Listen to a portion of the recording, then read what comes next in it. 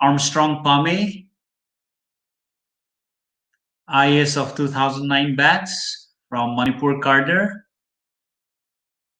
Thank you, the Unacademy and the Hindu group, for giving us this platform to interact the aspiring civil servants whose desires to join me in the nation building process in the days to come.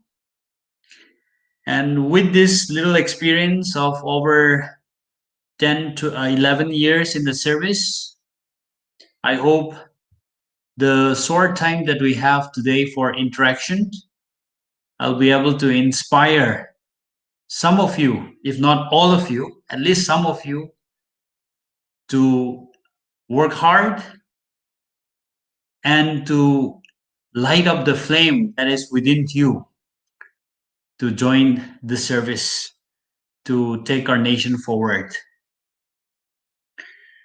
Today, I'm not going to be talking about what I did during my preparations, what books I studied to get into the civil service. In fact, I would say that the exam that I took 11 years ago, the system has changed a lot. So the books that I read might not be relevant now. So I wouldn't be dwelling on that. So if any one of you today came for this seminar with a hope that Armstrong Pame will be able to give you a list of books, how to read the newspaper, your expectations will not be met. However, today I'm going to share what inspired me to be an IAS and the little things that I've been doing over the last few years of being in the service and what inspires me to keep doing even more. So I made a small presentation for all of us. I know many of you must be tired of presentations, but nonetheless, since this is the only mechanism to show you pictures to convince you better, I thought this is the best possible way. So for me, the principles that has been followed from the beginning till now is this. If you know where you want to be,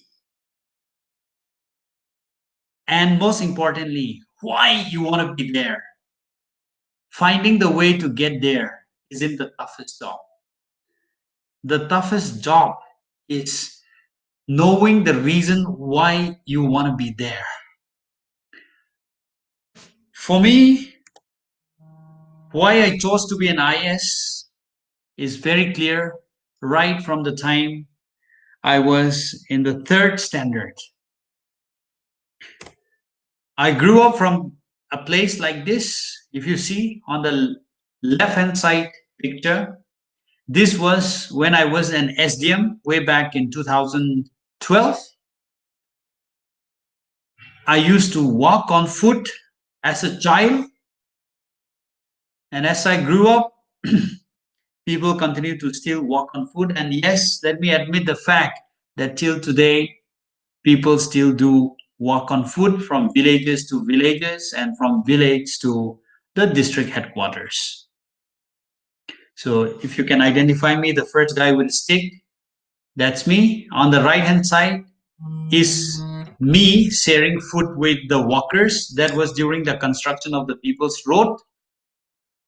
I was visiting the roadside. I shared dinner and I slept in the same room that these walkers slept. Well, I'll dwell on it a little later, but I may not dwell on it so much. This was the execution of the People's Road. On the left hand side, you'll see lots of people, women, folks, men, children, coming out and working to ensure that this dream project of theirs is met on time.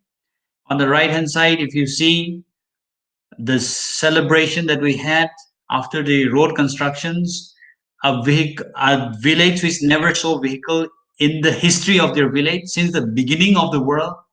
So saw over 200 vehicles on the day of inauguration. See, okay, the next pictures will be inspiring. So, as a boy studying in third standard, a teacher of that school where I studied asked us to do a mass march during the 15th August. So I imagine myself as one of these boys, on the right hand side, if you see. I had only one pair of uniform. The shoes, since it is drenched in a mud and rain, it gets torn. So during one of these mass parts on the 15th August, I don't know, so how many years back now,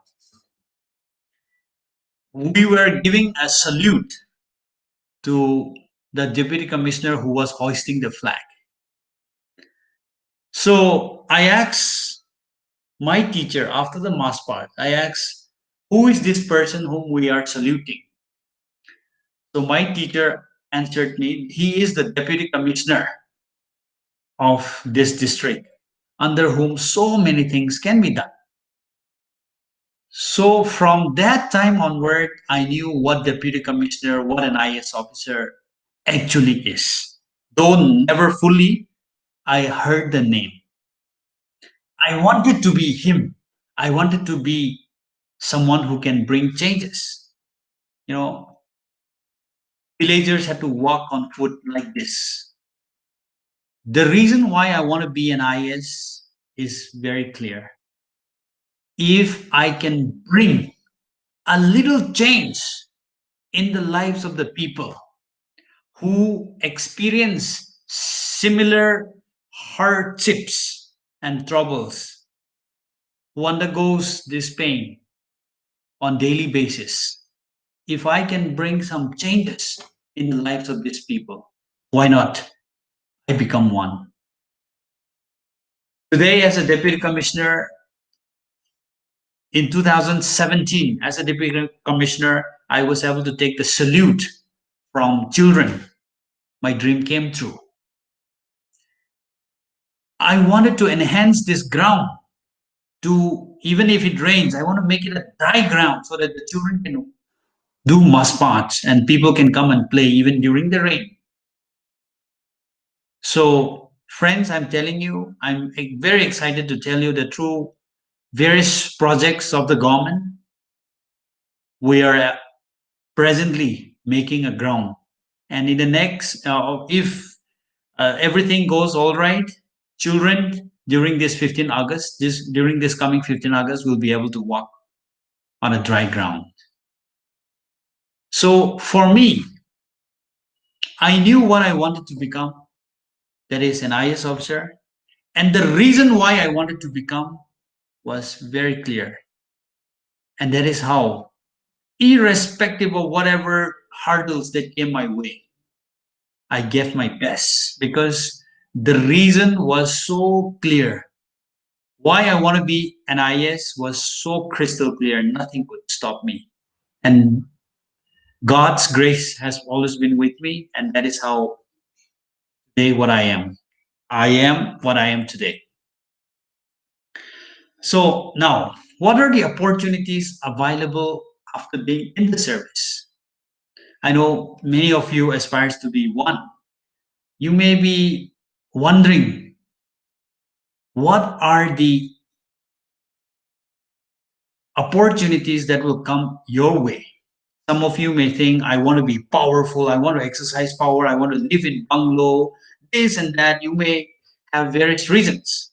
Now, let me tell you some of the opportunities that will shock you. So, as a kid, I used to, after wanting to be an IAS officer, I used to roam around the periphery of the DC's bungalow and also the DC's office. I really wanted to know what are the things that goes on in the DC office. See, you just cannot browse into DC's bungalow, right, and just see what's going on. No. So one afternoon, as I was sitting down in my office, I looked back at my school days. I was thinking, Armstrong, there might be a lot of children who must be dreaming what you dreamt of when you were a school kid. So why not give them an opportunity? And that is how I started this initiative of inviting 40 children mm, every second and fourth Friday of the month. I give them time to come and interact with me in the office, share their visions, share their dreams. And after they do that, in the night for dinner, I take them, have dinner with them. I realize that these children do have the burning desire in their hearts. I learn much more from them than they learning from me. So, coming back to this, the opportunities which you wanted to see as a child, today as an IAS officer, I'm able to let the dreams of these children come true. This is one of the opportunities. I feel so blessed that I'm able to have met over 500 children of my district through these little small initiatives. Be ready for this. Don't only think that IAS is only about good houses, good cars. No. This is in one of my tours to villages since I was walking on foot during the rainy season. Don't think that I did it, I photographed this deliberately. No. A staff of mine took a photograph of this. I wasn't aware. If I was aware that the leech is there on my neck, I would have been like, so fast to remove it. So be ready for such an experiment also, to go through such an experience too. As I was walking on foot from one village to the other, you know, journeys are tiring, but we still have to go through this. So if you feel that after getting into the service, you are only to live in cities, you might have heard of people who only chose to be in cities or go only to a preferred, better developed cadres. I don't think that is true for all of us. For people like me, uh, difficult posting comes, posting in remote areas is given.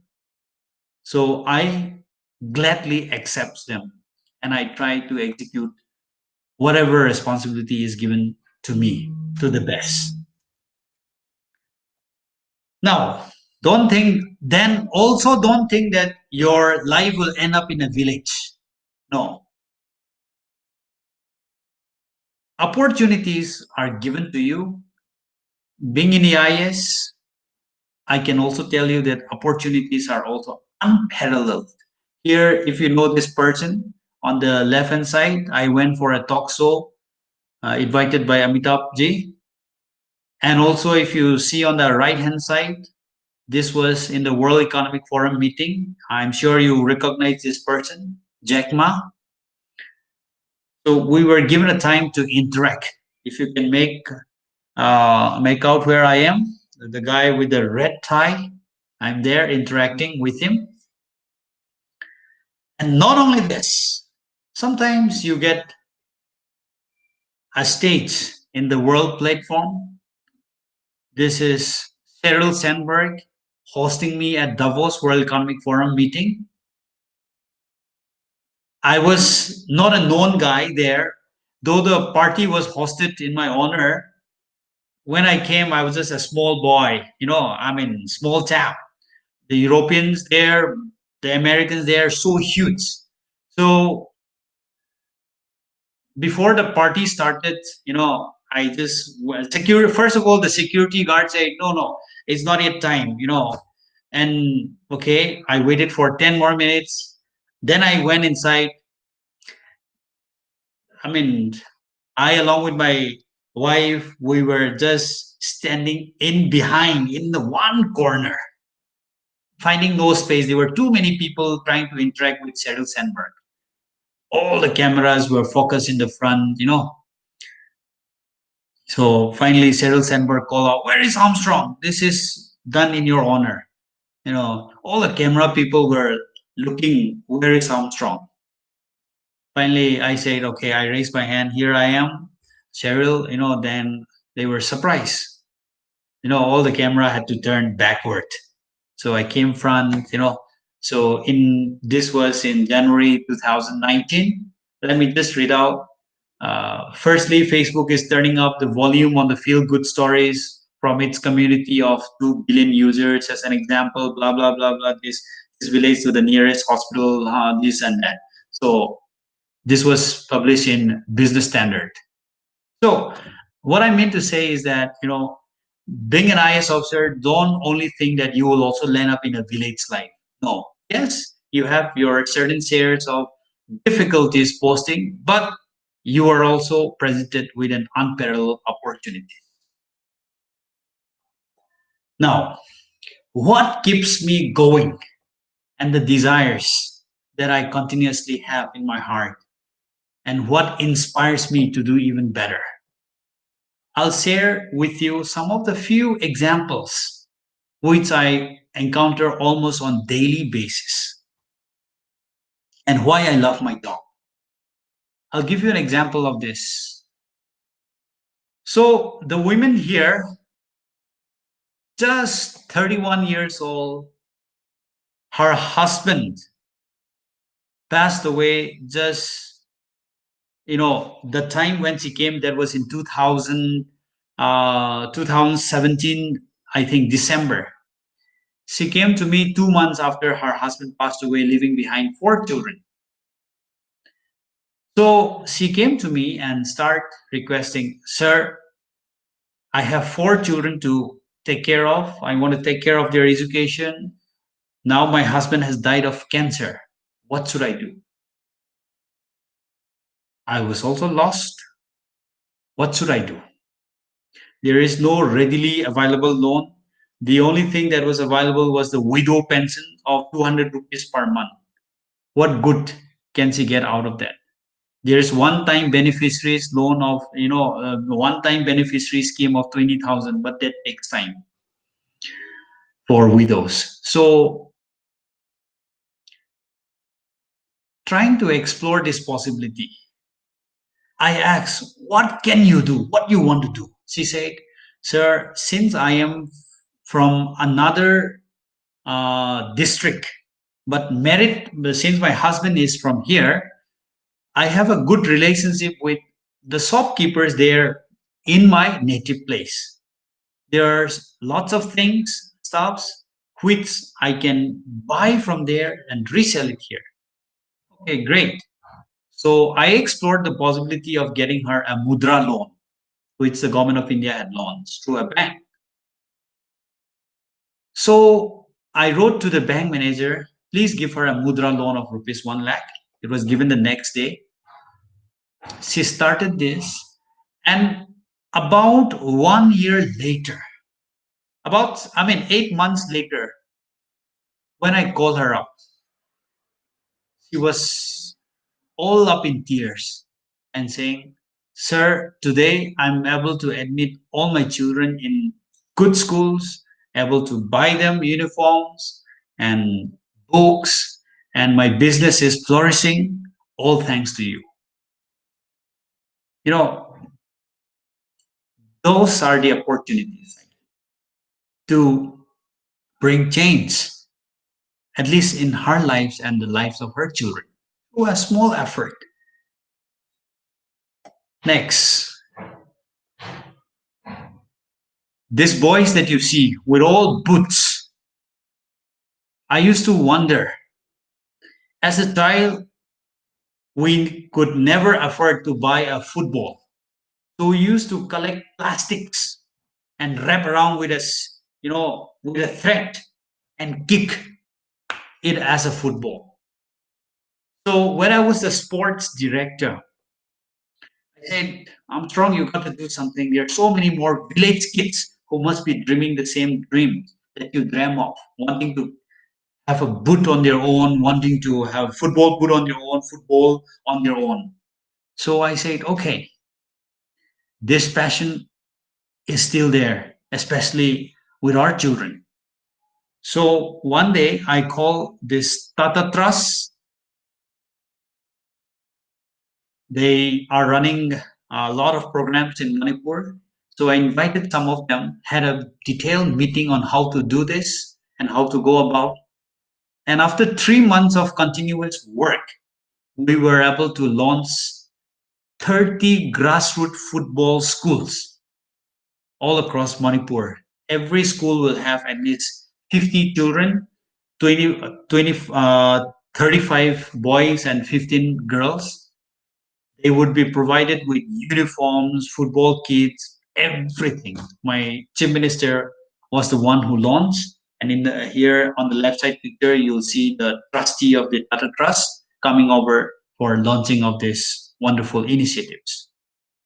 And we said, okay, fine. Now that the village grassroots schools of football is established, since Manipur has so much of talent in football, we need to do something further. So we sat down together, explored other possibilities, and during my tour to Europe, I went to Atletico de Madrid football school. Of course, Tata Trust already had some tie-up because they have been running this program for a long time. I visited myself. Now you'll see this. 10 children selected from Manipur and other parts of Northeast, of which 5 of them are from Manipur. Finally, they are being trained to become the next Ronaldo, Messi, or even better. They are trained free of cost, all sponsored by Tata Trust. Many of these children who are there are from an extremely poor background, but talented. So this, I think, is the second year that these boys are in these training schools. So this is one of the thing. These are few of the things that keeps me going, making them realize the dreams. Helping to fulfill the dreams of the people whom I felt really needs boost. Whose dream, if we don't help support, they would never come up. They would never come to see the reality. So these boys are actually living the dream that they are seeing on TV, that they saw on TV. So I'm glad to be a part of that. So these are a few of the things that keeps me going. Now, some important points that you need to note while preparing. This may not be applicable to all of you, but maybe to some of you.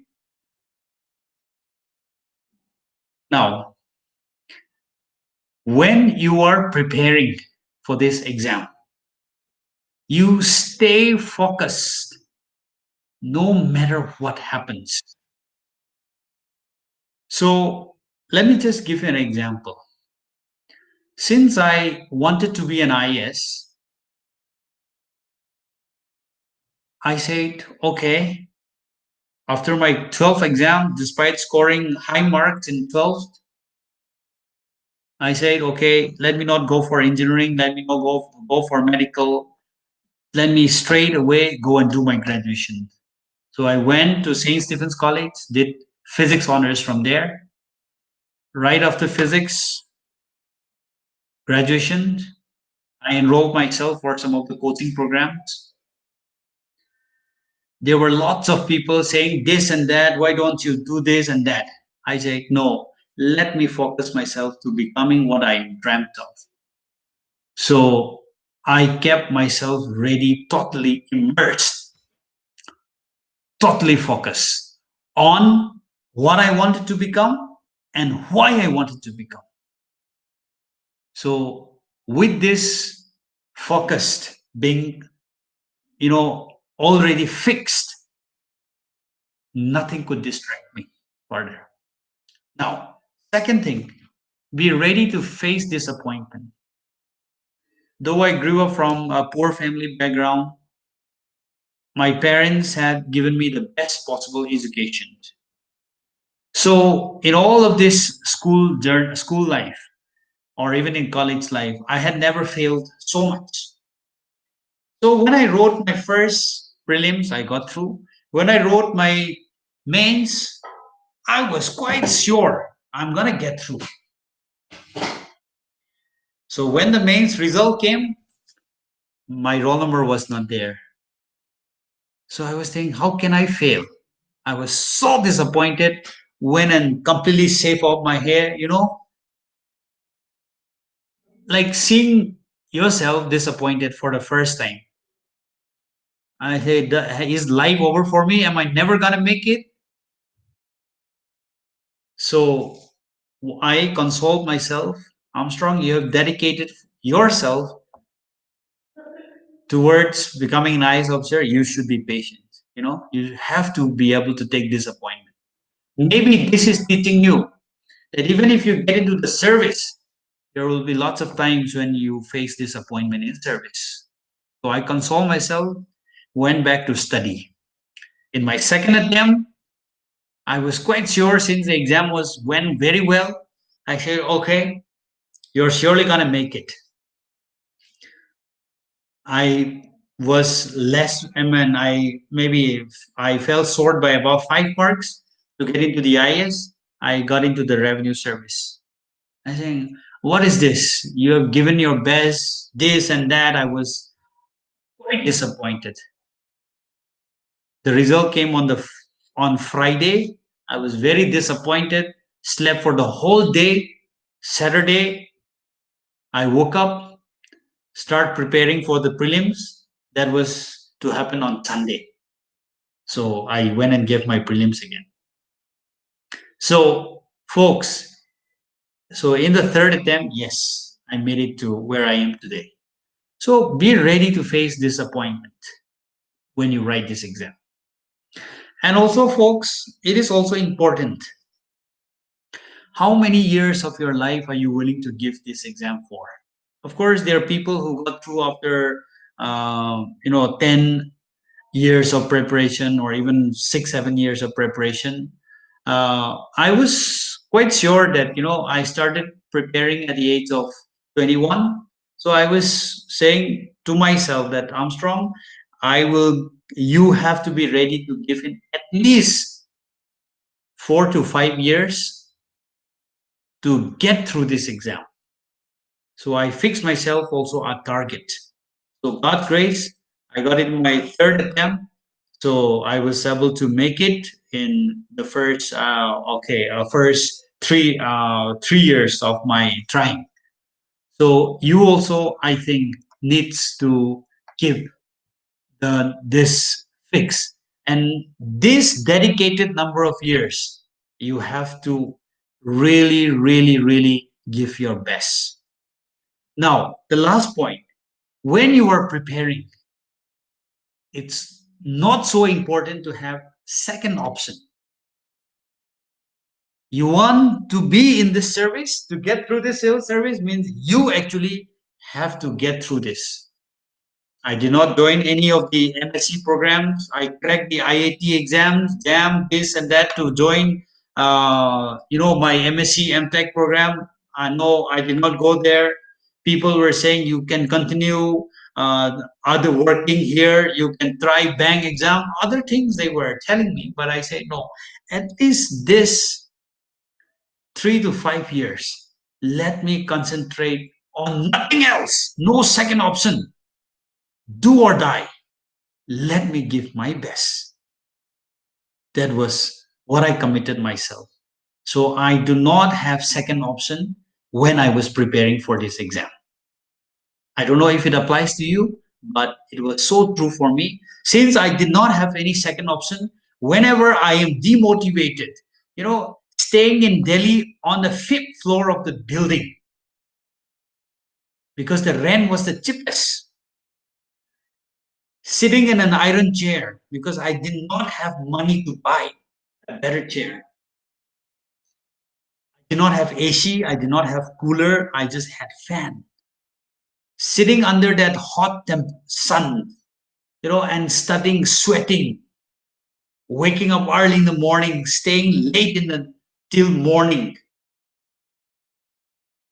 Since I did not have any other second option, I just have to give myself the best of what I could get it through this exam. And that is how I think I was able to crack it before I turned 25. So, last message to younger generation like all of you, I'll just share you with this. Never forget what you are, irrespective of who you become in life. I just want to share you with this thought. You know why I put up his photographs? This boy, in the month of April 2017, I still remember, he came with his elder brother. His elder brother carrying a small local made bag, carrying all his younger brother's certificate. So in the appointment letter, they said admission for school. So I was surprised. Why school admission now? It's already late. Now all sessions have started in February. Why do you do this? So the elder brother started saying this.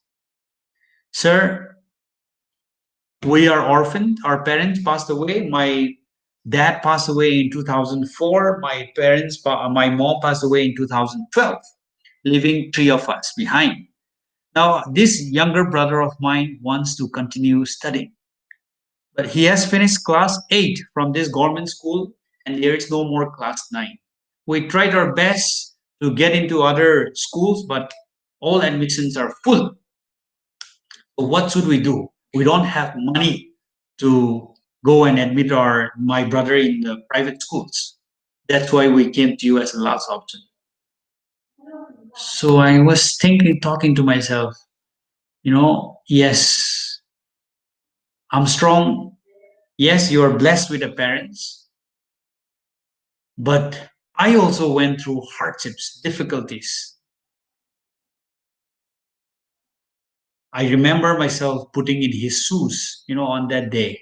And I said, okay, if I do not give you these opportunities today, you would stop studying. So I said, okay, to buy uniform for yourself, books, and all the utilities that is required, you take this 10,000 bucks.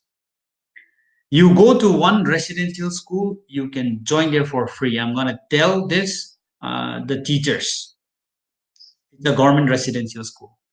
So I sent him the next day with 10,000 rupees. He bought all his requirement, stayed there. On 16th of June 2020, this year, when the class 10 result was declared, I got a call from the teacher of the school. Sir, the boy that you sent scored such a good marks, over 70% today in a state board exam, and scoring letter marks in 2-3 subjects, including maths. So we want to say that his dream is fulfilled because you sent him and helped him. I was trying to remember who is this person. Then they finally sent me his photographs. So I recalled him. I recalled, the day when I helped him. So it took me 3 days to connect back to him because he was away in a field in his village, staying in his uncle's house, trying to earn money for his class 11 admission. So after 3 days of trying to talk to him, I spoke to him over the phone and I reassured him. He said, "Thank you, thank you." I said, "Please do not thank me. I should thank you because people like you are the reason that makes me what I am, that makes me want to do more, that makes me realize where I came from. Now, please don't worry for your class 11. I'm going to give you admission in one of the finest residential school in town. For your books, whatever, we're going to take care." He was overjoyed. I put this story up on my Facebook page. It attracted more than 253,000 views and 10,000 likes. I thought it's quite an inspirational story. Friends, what I wanted to communicate to you through this is, irrespective of whatever you become in life, never forget where you come from and who you are. That will always make us good human being. All of us cannot become an IAS officer, IRS officer, IPS officer, or the next billionaires. We may not become the next Mark Zuckerberg. No. But what we all can try is to be a good human being wherever we are. So, folks, my best wishes to all of you. And whatever we become in life, let us try to keep our principles intact. So, my best wishes to all of you. Yes, there are a few questions that I've been asked to address. How do you manage to work with diverse people and take leadership above resistance to change? See, after I entered into this service, wherever you are posted, it's a new set of people that you will come across, both your superiors and your staffs. Many of them has different characters. The first important thing is, however different they are, first listen out to them. Look out for their intentions. If it is good, try to gel with it. If it is bad, you don't have to fall into their games. You can definitely correct them because you will be posted in a position where you're able to correct them, bring your initiatives. But yes, it may not be possible to change many, but in many circumstances, you'll be able to apply the principles which you feel it is. Your integrity matters most wherever you are. So even if there's so much resistance to change, if you stick to your principle and if you're clear, if they are someone who shares your same vision, much easier to change. If not, also as long as you stick to what your integrity stands for, people will recognize it. Now, second question. In the modern world where self-interest overshadows the collective well-being, how were you able to gather the people and raise fund for construction of People's Road? And how did you align the capabilities of people with your vision?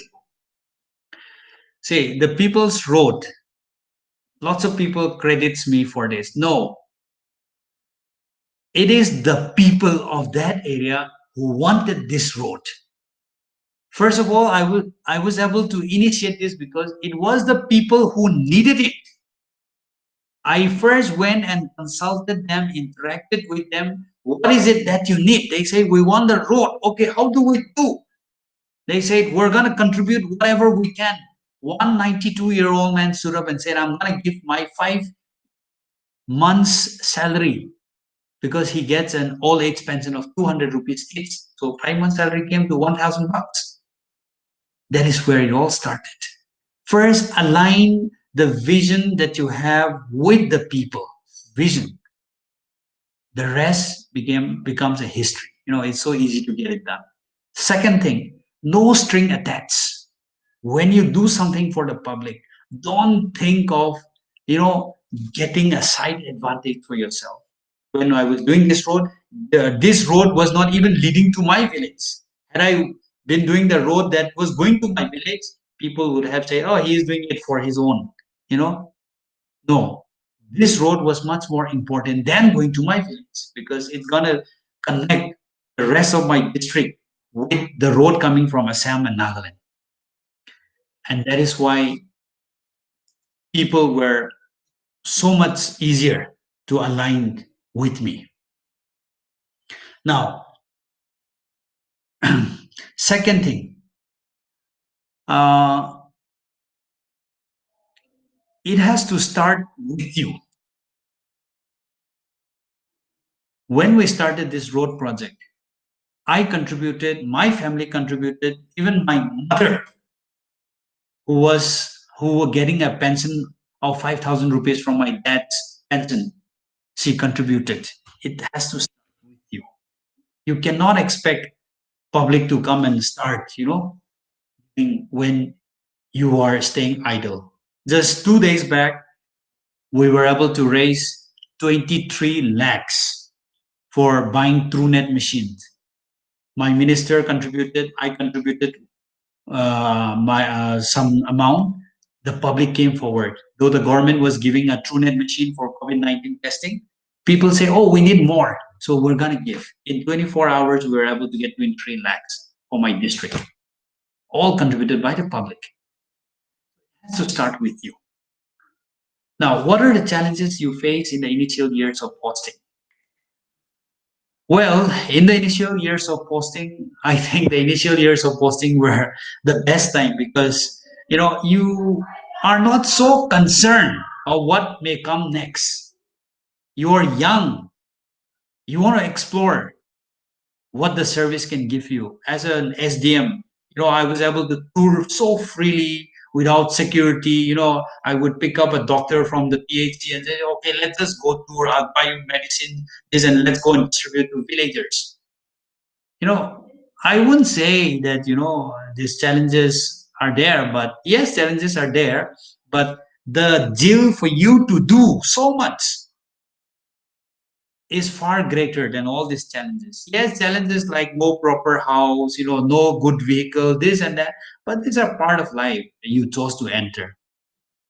So I wouldn't say that there were so much of challenges. Yes, challenges was like you were not getting your salary in time.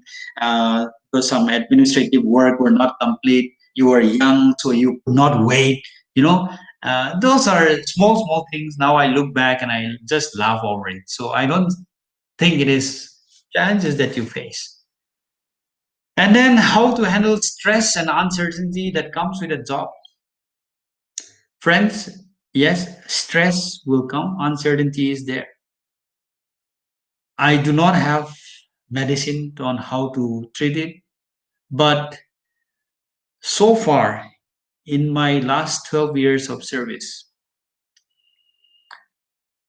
whatever things that I have taken out, I have I have given a proper thought to it. I wanted to make sure that this will benefit the public, the people that I work for, and also to make sure that I do not, I do not, uh, I am not suspected by the people that, I have a hidden agenda. No, I want to keep things transparent. So, and I feel this is how I've been able to cope up with stress. If I have stress, uncertainty, I discuss with my staff. Sometimes I discuss with my family. So that's how I've been able to carry on. Not that, I've been so successful over it, but so far God has been good. So I keep going on. That's how it is. So during tough times like today, COVID-19, how to stay motivated? Well, I don't know how long this COVID-19 will last, but yes, these are really, really tough time. We need to keep motivated. To how to stay motivated, I do not have the real medicine for this. But one thing I'm very clear of, I chose to enter into this service to bring changes in life of a people. So I always remind myself when I wake up in the morning, Armstrong, what is that thing that you're going to do today that will bring change in the life of the people? What is that thing that you're going to do that will bring a smile on the face of people that you're serving for? Be it my file work, be it the people that I interact. If I'm able to bring that change, you should stay motivated. So, friends, I look at my job not as a job, but as a hobby, doing things that I love to do. And this is why I am always motivated. So all the questions are addressed. Since this is not a live, where you guys can, where I can see you guys. I look forward to meeting many of you guys when situation improves.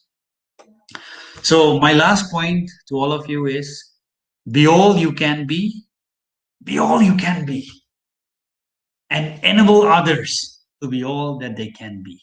So this has been my motto. I am trying my best to be all that I can be, a village boy who grew up from such a difficult place. I'm trying my best to be all that I can be so that I can also enable others to be all that they can be. So thank you, everyone. I hope it has been able to inspire, if not all of you, some of you. And I look forward to seeing many of you joining me in the service or even in other capacities. You may be an entrepreneur, you may be working in private sectors, you may be working in different services, but irrespective of wherever you are, let us be a good human being. Let us join all our efforts to make our nation great. Thank you once again, and God bless all of you.